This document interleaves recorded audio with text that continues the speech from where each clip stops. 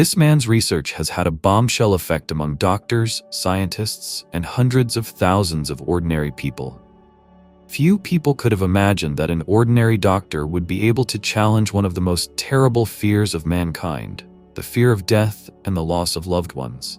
And in this battle, the doctor won a convincing victory, because thanks to his work, hundreds of thousands of people got rid of this fear. What did he find out, and what evidence did he provide to the world? This video is dedicated to one of the most striking and mysterious figures in the study of near-death experiences, Raymond Moody, a famous American psychologist, doctor, and philosopher.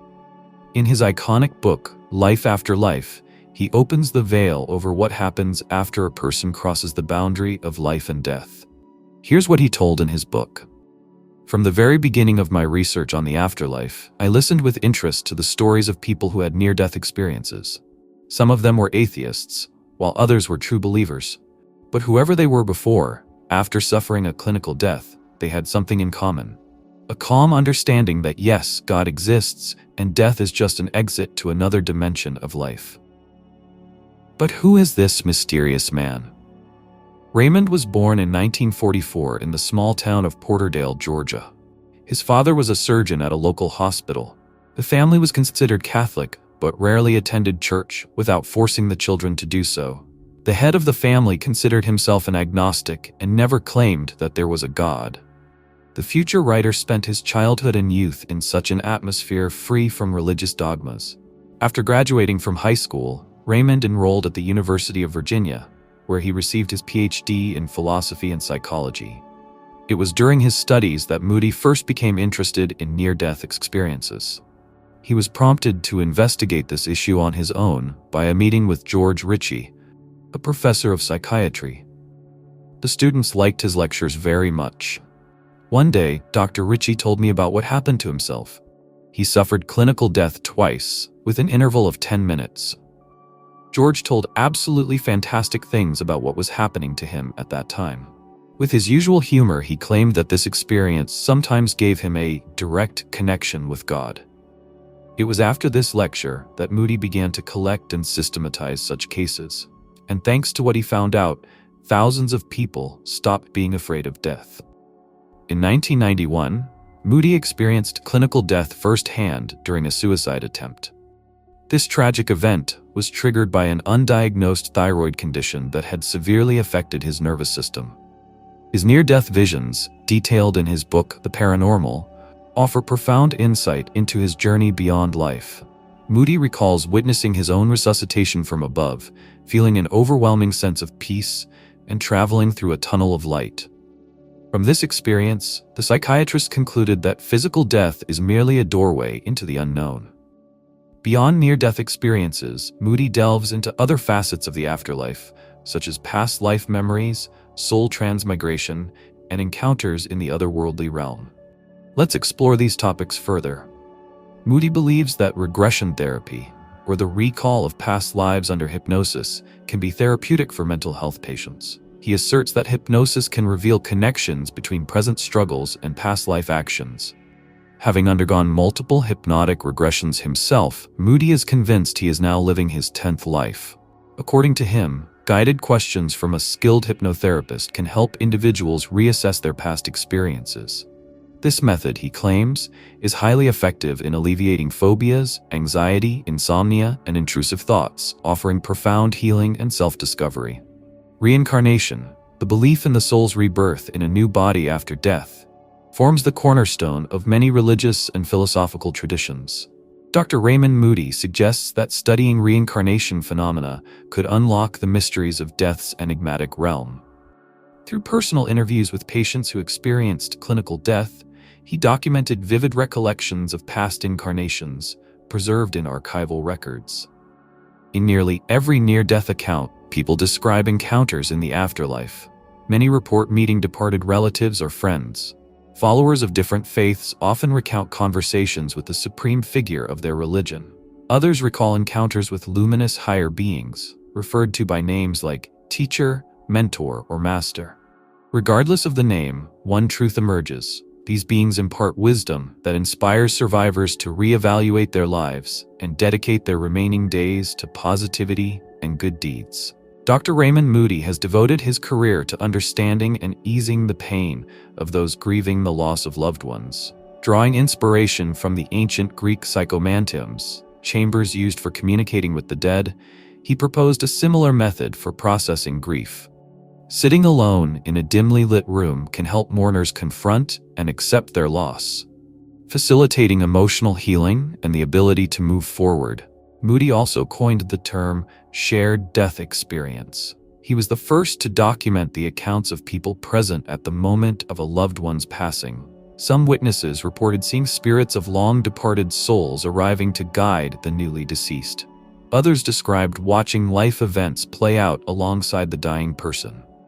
Experiences of a radiant light and overwhelming sensations of love and forgiveness were commonly noted. In cases where a deep spiritual bond existed, the surviving individual could even feel the moment of their loved one's passing from afar. These profound experiences are chronicled in Moody's book Reflections of Eternity, offering comfort to those who fear death. Moody's message is clear.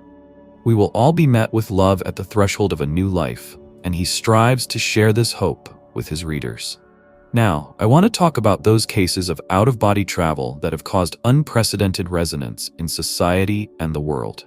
To write his main book, Moody selected about 150 cases where these phenomena occurred. They can be divided into 3 categories. The first category, the experience of people whom doctors considered clinically dead and who were resuscitated. The second category is the experience of people who, as a result of an accident, dangerous injury, or illness, were very close to physical death. The third category is the feelings of people who were near death and talked about them to other people who were nearby. The near-death experience includes several stages. They cannot be called permanent, since not all those who have experienced such an experience go through them. But Moody was able to identify common parameters for many stories: strange and inexplicable sounds, the ability to use ordinary senses, combining them with superpowers, a feeling of complete peace and absolute absence of pain, detachment from everything around, travel along the tunnel, the feeling of flying, meeting with long-dead relatives or sanctified entities, a retrospective of life moments, and the lack of desire to return to the physical body. Many said they had heard doctors or other nearby people pronounce them dead. Mrs. Martin from New York remembers the day that changed her life forever. Being in the hospital, doctors could not make an accurate diagnosis for a long time. To understand the causes of her condition, one of the doctors suggested taking a contrast X-ray of the liver. Given her allergy to medications, they first performed a test on her arm. There were no reactions. But as soon as the contrast agent was injected into the vein, something terrible happened. Her heart suddenly stopped. In complete silence, she heard the radiologist answer the phone and say in horror, "Dr. James, I killed your patient." However, at that moment, Mrs. Martin clearly realized that she was alive. Even though she couldn't move a finger, a fuss started around her. She was quickly put on a gurney and taken to the intensive care unit. There, standing between life and death, she heard the doctors discussing which drugs and in what quantity should be administered. But she felt nothing. No pricks, no touches. It was then that she had a frightening and inescapable thought. She had come face to face with death. Patients' first-person memories often match surprisingly closely with what was happening around them at the time of their clinical death. One cardiac surgeon described an amazing case from his practice. When his patient's heart stopped, he was standing next to her. The woman's pupils dilated, the monitors froze, showing a complete absence of signs of life. Doctors fought for her life, but all attempts remained futile. The atmosphere in the room became tense, steeped in despair.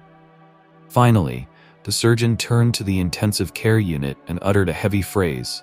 "Let's try it again. If it doesn't work out again, then it's time to stop pointless attempts." It seemed like it was her last moment, but suddenly, as if by a miracle, her heart started beating again, and she began to regain consciousness. Later, when the surgeon questioned her about what had happened, she said she remembered almost nothing. Almost, except for one phrase. She accurately repeated his words, If nothing works out again, then it's time to stop pointless attempts. The doctor stood in amazement. How could she hear it if her heart had already stopped? Many people who have experienced near-death experiences describe it as a surprisingly pleasant and peaceful state. One person who suffered a severe injury and temporarily showed no signs of life later shared his unusual experience. At first, he was pierced by a sharp, unbearable pain, but suddenly it disappeared, as if it had disappeared into the void. It seemed to him that he was floating in a dark, boundless space where there was neither sound nor time. Instead of the cold that prevailed that day, he felt incredibly warm and cozy, as if he were wrapped in a soft blanket. Suddenly, he had an unusual thought. I must have died. The feeling of peace and freedom was so powerful that the fear of death evaporated, giving way to surprise and peace. A Vietnam War veteran who died from a wound sustained during combat says that at the time of his injury, he felt a sense of calm and joy. There was no pain at all. I've never felt so free. It was easy for me. Everything was as good as I've ever felt before. Many accounts of near-death experiences mention auditory sensations, and their nature can be strikingly different. Sometimes they turn out to be extremely unpleasant. One man, who was presumed dead for 20 minutes during abdominal surgery, recalled, "There was a terrible, annoying buzzing sound right inside my head. It was as if he was breaking through the skull and cutting the brain. This feeling was driving me crazy. I will never forget that disgusting noise." But there are also completely different experiences, filled with harmony and beauty. So, another person, who was declared dead and then resuscitated, told about his experience. "I heard a melodious bell ringing, barely coming from afar, as if a light breeze was bringing it from another reality. This sound was reminiscent of Japanese bells that I once brought back from a trip to Japan and hung on my veranda. These bells were supposed to scare away evil spirits, and their ringing always seemed to me to be something mystical. That was the only sound I heard then, quiet, fragile, but amazingly peaceful." Every near-death experience is unique, and sometimes sounds become important conduits between life and death. Often, people who have experienced near-death experiences describe not only sound sensations, but also a feeling of rushing through the darkness, as if they were being carried away by an invisible stream. One man recalled an incident from his childhood. "It happened when I was 9 years old. I was badly injured and I was rushed to the hospital. When they put me under anesthesia, my heart stopped. At that moment, I heard a ringing, rhythmic sound like a distant metal bell. Then I suddenly began to move rapidly through a long, boundless dark space. This feeling of flying was accompanied by the same ringing noise, and I will never forget that moment." Another person who experienced cardiac arrest due to an allergic reaction to local anesthesia described his feelings as follows. "It felt like I was rushing through a dark tunnel at breakneck speed. It was like falling on crazy rides in an amusement park, exciting and scary at the same time. Fear and delight merged together." The boy, who used to be afraid of the dark, once suffered a cardiac arrest after falling off his bike. His experience was very different. "It was like I was moving through a dark valley, where the darkness was deeper than anything I had ever seen. But strangely, I felt peace and comfort. It was so pleasant that from then on I stopped being afraid of the dark and began to consider it kind." One woman later said that her experiences reminded her of an old movie. "I felt like I was flying through a spiral-like tunnel. It was complete calm, complete absence of fear. Later, in the hospital, I remembered the TV movie Time Tunnel, where people moved along a similar corridor. It turned out to be the most accurate description of what I experienced." Another person who experienced a critical condition associated his experience with religious images. "I was moving through a dark valley, through dense obscurantism. But in this darkness, there was a path that I was following. Later, I realized that it was the valley of the shadow of death from the Bible. I was sure that's where I'd been." Each such experience is unique, but they have one thing in common. Beyond death, darkness often turns out not to be frightening, but full of deep meaning and peace. Many people simply cannot imagine the possibility of themselves existing in any other state outside of the physical body. That is why a dying person is so amazed when he discovers that he is looking at himself from the outside. as if he were an outside observer, or sees people in events as if on a movie screen. I was 11 years old. It was during the summer holidays. One afternoon, my friends and I decided to go swimming. Someone suggested swimming across the lake. I've done this many times, but that day, for some reason, I began to drown almost in the middle of the lake. I was floundering, then falling, then rising, and suddenly I felt that I was away from my body, away from everyone, as if by myself. I could see my body from the back and slightly to the right. I had a feeling of lightness that is almost impossible to describe. One woman shared her amazing experience that happened to her when she found herself in the cardiology department of the hospital. In the morning, lying in a hospital bed, she suddenly felt a sharp pain in her chest and pressed the button to call a nurse. She hurried over to her and started taking her blood pressure. To get comfortable, the woman turned on her side, and at that moment her heart stopped.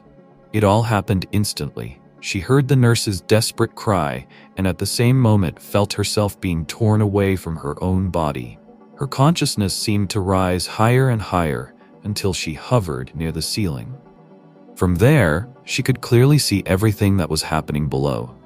Several more nurses and a doctor ran into the room. She thought in surprise, "What is he doing here?" Her own body lay sprawled on the bed, surrounded by medical staff.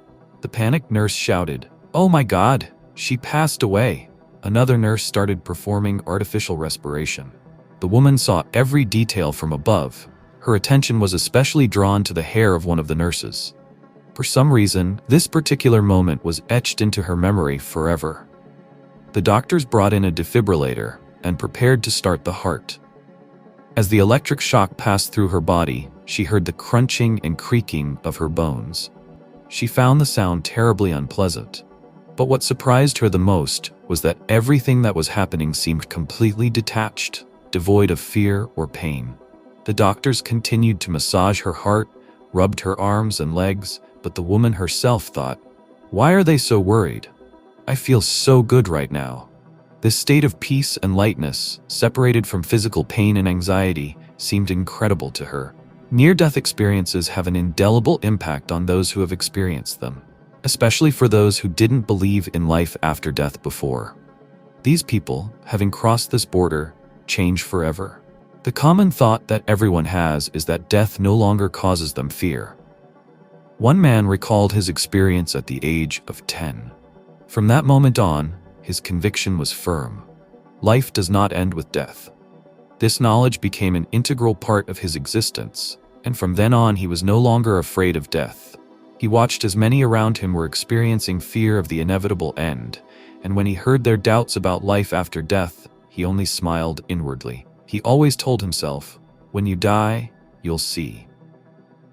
This experience gave him an inner resilience that supported him even in the most dangerous situations. One day, after witnessing a robbery, he found himself face to face with a criminal who could shoot at him at any moment. But despite the threat, the man felt no fear. There was only one thought in his head: "If he kills me, I will still live." For him, death was no longer the end, and this knowledge filled his life with a special power. He was no longer a prisoner of fear, and nothing could overshadow that certainty. Raymond Moody himself fully agrees with this conclusion. Here is a quote from his interview published in the journal Psychology, which is published in 9 countries around the world. "The methods of modern science do not allow us to explore this human experience. We need a new definition of near-death experience, which should be considered as one of the events associated with death, along with reincarnation, the appearance of ghosts, and the revelations of mediums. I know that the spirit continues to live after life. We can say that we have come to the doors of paradise, but we still do not know how to open them." After talking about Raymond Moody, it's hard not to mention George Ritchie. After all, as mentioned earlier, it was thanks to him that Raymond Moody gave us hope of continuing life after death. What did he hear from George that turned his mind upside down? Few people could have imagined that the future talented doctor would be declared dead within 8 minutes. But then, when they were about to take him to the morgue, he suddenly showed signs of life. When he regained consciousness, he told something that shocked the entire medical staff of the hospital. This story happened in 1943. 20-year-old Ritchie ended up in the hospital where doctors pronounced him dead as a result of pneumonia. He remained in this state for 8 minutes. George Ritchie described everything that happened to him during this time in his book, Return from Tomorrow. After graduating from high school, George Ritchie had plans to become a doctor and was set to begin medical college in Richmond that September. However, fate intervened when he was drafted into the Army that same month. Shortly after enlistment, he was sent to the Barclay Army Camp in Texas. By December, Ritchie fell gravely ill with bilateral pneumonia and was admitted to an Army hospital where he was placed in isolation. At the time, the life-saving drug penicillin was still unknown. One day, his condition deteriorated rapidly. The orderly on duty could no longer detect a pulse, breathing, or a heartbeat. The attending doctor was called, pronounced Ritchie dead, and instructed that his body be taken to the morgue.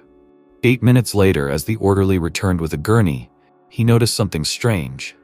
Ritchie's arm seemed to have shifted slightly. He immediately summoned the doctor again, who performed another examination and reaffirmed the young man's death. Despite this, the orderly refused to give up hope. He urged the doctor to try one last desperate measure, an injection of adrenaline directly into Ritchie's heart. Although the doctors believed it was futile, they administered the injection. Against all odds, Ritchie's pulse returned, his breathing resumed, and his blood pressure stabilized. He remained in a coma for 3 days, but eventually regained consciousness. When Ritchie awoke, the clinic staff shared the miraculous story of his brush with death and unexpected revival. In turn, George recounted a vivid experience he had during those minutes when his body showed no signs of life, a story that would stay with him forever. That night, George Ritchie woke up in his hospital room, feeling completely healthy. Surprised by his sudden recovery, he decided to find a doctor to report the improvement in his condition. He wandered through the silent, empty corridors of the hospital until he spotted a nurse approaching with a tray of medical instruments. Relieved to see another person awake, Ritchie hurried toward the nurse. "Excuse me, have you seen the doctor?" he asked.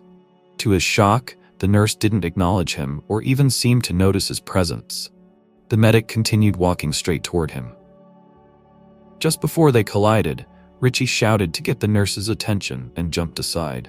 But the nurse showed no reaction and passed by as if he weren't there. Confused and unsettled, George decided to return to his room, grappling with a growing sense of unease. "When I returned to my room, I saw someone lying on the bed with a sheet pulled over their head," George Ritchie later recalled. An arm hung limply from under the sheet. As I stepped closer, I recognized the black onyx ring with a small golden owl on the hand, the same ring my grandfather had given me. The numbers 19 and 45 were engraved on it. That was my ring. That was my hand. It was my lifeless body on the bed. At that moment, I couldn't believe it had happened to me. The realization hit him hard. Just days earlier, he had been preparing for medical school and looking forward to a family gathering. Now, all of that was gone. A crushing wave of loneliness and confusion washed over him, deeper than anything he had ever felt before. Desperate to see his family, Ritchie thought of them. The moment the thought entered his mind, he found himself standing outside the hospital. He was flying over the ground at an incredible speed, far faster than any airplane could travel. The sensation was neither hot nor cold, and everything unfolded before him as if seen from a bird's-eye view. His rational mind insisted this was impossible, yet it was undeniably real. George Ritchie soared over twinkling city lights, most of them traffic signals. He could make out the streets below, but there were only a few cars passing by in the late-night quiet. The cities he flew over appeared dark and serene. His destination was clear: his hometown of Richmond. Ahead of him, a massive bridge stretched across a river, leading to a sprawling city on its banks. George wanted to descend and ask someone for directions. To his surprise, as soon as the thought crossed his mind, his speed decreased until he came to a full stop. He hovered in the air about 15 meters above a building with a red roof and a cafe sign on the wall. Then, he noticed a man walking below. Perfect, a person who could help. In an instant, Ritchie found himself on the sidewalk beside the pedestrian. My thoughts control my movements, he realized. The man appeared to be about 40 years old and wore a warm coat. "Excuse me, sir. Can you tell me what city this is?" George asked. The man continued walking without acknowledging him. Determined, Ritchie raised his voice. "Please, I'm a stranger here." They reached the cafe, and the man reached for the door handle. Maybe he's deaf or mute, George thought. He reached out and lightly touched the man's shoulder with his left hand. His hand passed straight through the man's shoulder. The man opened the cafe door and vanished inside without a glance. Dazed, Ritchie turned toward a nearby telegraph pole, intending to lean against it and collect his thoughts. But his body went straight through the pole, as if it didn't exist. What's happening? Ritchie wondered. The man in the cafe, the telegraph pole, I can't connect with anything around me. That man didn't see me, and neither did the nurse at the hospital. I don't exist for them. If I go to Virginia, will anyone in my family even see me? Years later, in his book Return from Tomorrow, published 43 years after the event, George wrote, "Death is instantaneous. One moment, you're in your physical body. The next, you're outside of it. You can see that old body, but you are no longer part of it. It's dead, but trust me, you're not." Staring at your lifeless body, knowing you're not in heaven or hell, and realizing you can't communicate with anyone creates a profound sense of isolation. It was terrifying to understand. Perhaps there was still time to fix everything if he acted quickly and returned to the hospital, to his body. If he didn't, his disembodied spirit might be lost forever under the infinite expanse of stars. In this dreamlike state, it seemed as though all of George Ritchie's wishes could come true. In an instant, he found himself back at the hospital. Desperate, he tried to pull the sheet off his body, but it was impossible. Ritchie was paralyzed by confusion and helplessness, overwhelmed by the pain of not knowing what to do or where to go. Then, the small isolation room was flooded with light, as if 1,000 lamps had been turned on at once. A figure composed entirely of light entered the room. It was God, or perhaps the Son of God. Ritchie could feel an overwhelming wave of unconditional love radiating from this being. In that moment, a panorama unfolded before him. Every significant event of his life flashed by. He saw everything, from the moment of his birth by cesarean section to countless other scenes from his life. Every memory, both positive and negative, rushed into his awareness. Suddenly, Ritchie found himself outside the hospital once more, the panorama of his life now gone. Together with the glowing being of light, he soared high above the earth, heading toward a distant, shining point. On his first journey, he had barely risen above the ground, but now, with the luminous figure beside him, he was much higher and moving far faster. The distant light turned out to be a city, where they soon landed. The landscape was filled with buildings, smoking chimneys, factories, and other industrial structures. But the people there were unlike those on Earth. They didn't have physical bodies. Ritchie described some of the scenes he witnessed. He saw people locked in bitter quarrels, consumed by hatred for one another.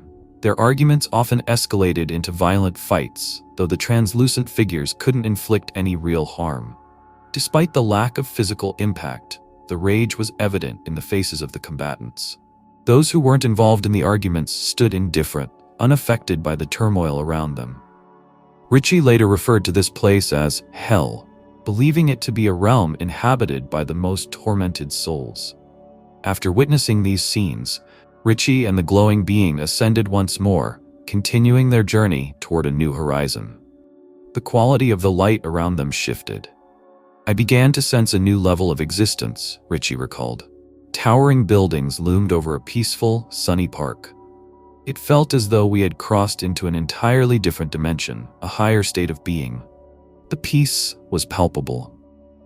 He marveled at the beauty of the surroundings, the buildings, the people working with purpose, the warm light, and the joy that seemed to radiate from everyone. There was an overwhelming sense of care and concern for the well-being of others.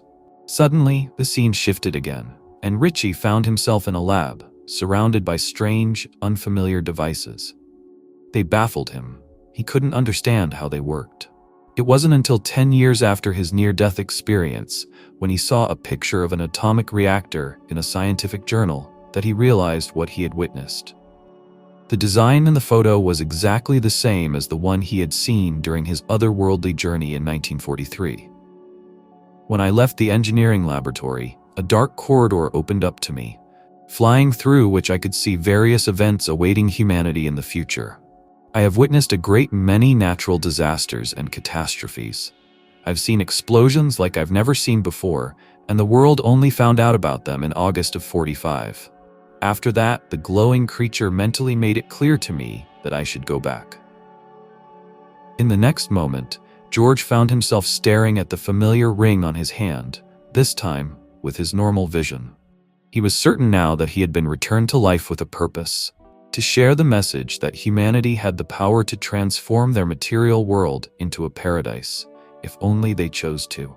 By January 1944, after his recovery, Ritchie was sent to Virginia to continue his medical studies. Later that year, in early October, he and 2 fellow medical students embarked on a road trip in a weathered Plymouth, heading toward Texas. None of them had ever traveled this route before, so navigating the tangled highways proved difficult, and they often found themselves lost. They passed through Louisville and Memphis, and by the 3rd day, they arrived in Mississippi, driving toward Vicksburg along the east bank of the river. For miles, corn and sugarcane fields lined the river, and up ahead on a hill, the city of Vicksburg came into view. "Do you see any signs?" the driver asked George, who had taken on the role of navigator. Ritchie froze, his mouth dry and his stomach in knots as they neared the city. Though it was his first time in this place, he recognized the riverbank instantly. He knew where the next turn would be, and the intersections felt strangely familiar. Then, with certainty, he realized that just a block away, the street would lead them to a building with a red roof and a neon sign that said Cafe. Ritchie instructed the driver to continue straight and follow his directions. They arrived at the block with the 24-hour cafe. "Here's the sidewalk where I walked with that man who couldn't see me," he said. "And there's the telegraph pole I stood by. I wonder how long I stood there?" He felt an overwhelming urge to jump out of the car and run to the telegraph pole to embrace it. He longed to enter the cafe. "It was here in Vicksburg, Mississippi," Ritchie continued. "Here, I interrupted my disembodied flight. This is where I stopped and wondered what to do next. When I got to that cafe, I felt goosebumps run through me. You see, death is a great illusion. It's not the end, it's just a door to the next room." And with those words, George Ritchie concluded his reflection on the powerful experience that had changed his life forever. Dear friends, write in the comments if you previously knew about this outstanding man and if you have read his books. By the way, recently some interesting videos were released on my channel. I strongly advise you to watch them. Please don't forget to like this video if you liked it. See you soon.